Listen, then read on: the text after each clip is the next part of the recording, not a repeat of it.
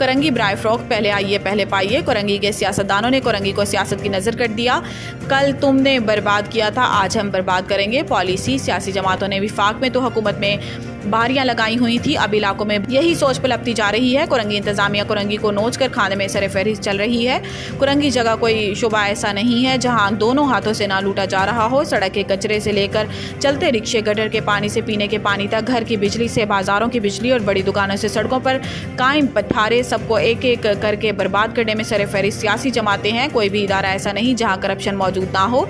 इदारों को बेटर बड़ों के फ्रंटमैन बने हैं। गैर कानूनी बाजार लगाए जा रहे हैं। इदारों को माफियाओं ने ठेके पर ले लिया है। 5,000, 10,000 और 30,000 में चालान भर के आवाम के सुकून का सौदा किया जा रहा है बड़ी शाहराहों पर, जहां कोई सोच भी नहीं सकता था। Pakistan peoples party MPA Farooq Awan, Korangi के town chairman Naeem Sheikh, mayor Karachi Murtaza Wahab ने KMC और DMC से सवाल करना तो दूर, सड़कों को देखना भी छोड़ दिया है।